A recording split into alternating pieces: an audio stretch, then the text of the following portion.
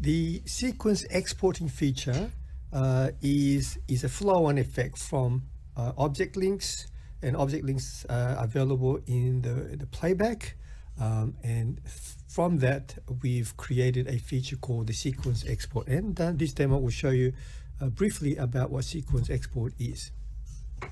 So it allows you to export video using object links to follow up a subject as an example. So I'm going to export a footage here as an example of this person entering this person into the premises, because I want to forward this evidence to somebody or a police. So I click on the start and then I'll do the playback. So whatever I do or whatever camera I change to by clicking on the links, that will be saved on the export as well. So I'm going to do the normal procedure of following the suspect using the object links.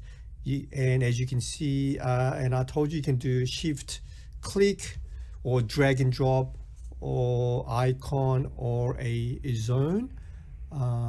So you can follow the person within the playback. So later on, when he moves upstairs, I just drag and drop that zone into the empty spot here, so that we can follow that person. So I'm just jumping ahead here, but you know that he's going to walk up the stairs. This is really great when you have a lot of large cameras and you're not very familiar when it disappears out of the camera view which way he's gone.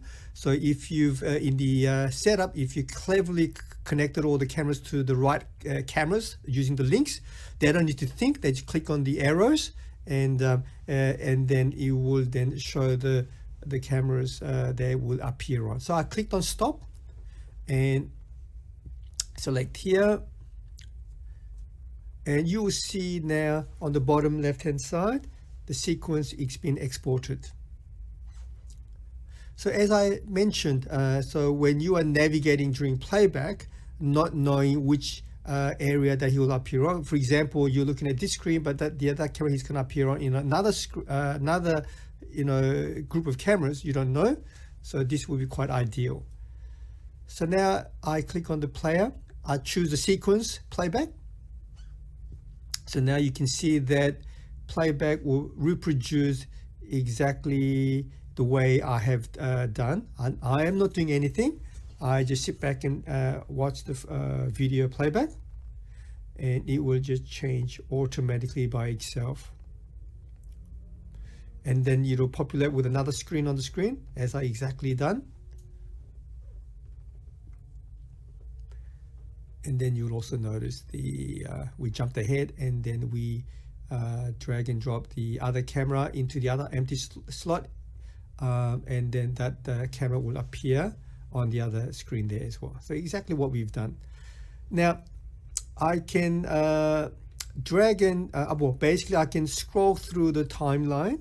I can advance forward or backwards, and even when I do that, it will follow the exact sequence that I have performed. So if you're a little bit impatient and you want to drag forward and backwards much quicker, you can just drag the timeline like I've done here. This feature also exports the whole footage so that you can also open the player in a normal mode.